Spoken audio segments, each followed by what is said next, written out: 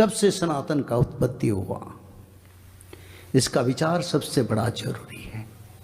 क्योंकि एक समय था जिस समय पर यह धरती नहीं था, एक समय था जिस समय सूर्य चंद्र ग्रह नक्षत्र अंतरिक्ष कुछ भी नहीं था। कोटि ब्रह्मांड का नायक आदि विष्णु भगवान नारा नामक जल पर निवास करते थे, एक सोने की अंडे की रूप में। फिर भगवान का इच्छा हुआ ये संसार का परिकल्पना करे प्रभु। एक सुंदर जगत ब्रह्मांड का निर्माण करने के लिए भगवान महाविष्णु के मन में विचार आया और उसी विचार की धारा से भगवान कोटि ब्रह्मांड को निर्माण करें और नारा नामक जल से सोने की अंडे से भगवान अपना आत्म प्रकाश करके अपना विराट रूप का प्रकाश करें। तो विराट रूप क्या है प्रभु के? कोटि कोटि अनंत ब्रह्मांड परिव्याप्त था।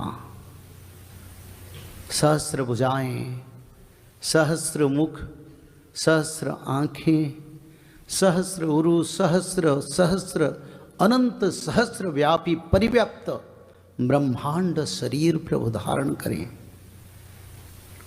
उसी समय प्रभु के नाम आदि ब्रह्म सनातन था और आदि ब्रह्म रूप से भगवान ब्रह्मदेव को सृष्टि करें और ब्रह्मदेव शंकर भगवान को सृष्टि करें और शंकर भगवान रुद्रगण रुद्र क्षेत्र कैलाश को स्थापन करें।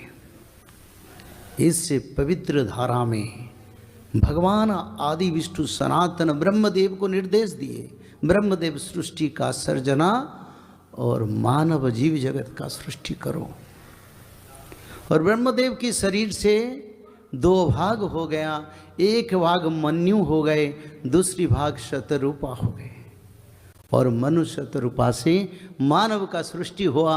जब ब्रह्मदेव का सृष्टि भगवान सनातन से, उसी मानव का सृष्टि सनातन से हुआ। इसीलिए सारा ब्रह्मांड सनातन था और सनातन रहेगा और सनातन धर्म ही धर्म का धारण करने के धरती का आदि धर्म और अनंत धर्म, अनंत समय तक सनातन धर्म रहेगा। यही है सनातन। 2000 साल पहले कोई धर्म कोई मजहब धरती पर नहीं था। 2000 वर्ष के मध्य में कई धर्म कई मजहब और कलियुग में सनातन धर्म कई पंथ कई धर्म में बंटवारा हो गया। क्योंकि युग कली का और कलयुग के कारण सनातन में विभेद आ गया।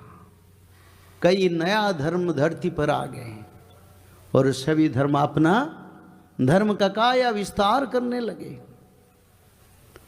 पर समय का साथ कली युग की परंपरा बढ़ता जाते जाते आज सनातन छोटा हो गया और दूसरा धर्म संसार में बड़े हो गए। पर इसमें कोई दुख नहीं, कोई भेद नहीं, क्योंकि सभी मानव भगवान का ही संतान है। भगवान श्रीमद् भागवत में ही बताया, बोले मेरा कोई धर्म नहीं है, मैं कोई जाति धर्म मजहब में नहीं हूं। सच में तो सभी मेरा संतान है। हाँ, विधि वश सुजन कुसंगगत परई, समय के साथ धर्म आचार विचार परिवर्तन हो गया, वेद संकुचित हो गया।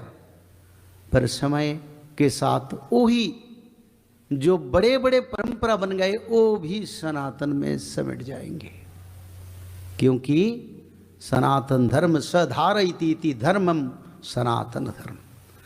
धरती पर धारण करने वाले धर्म ही सनातन था, रहेगा और सभी मानव एक दिन ऐसा समय आएगा सनातन में शामिल होंगे।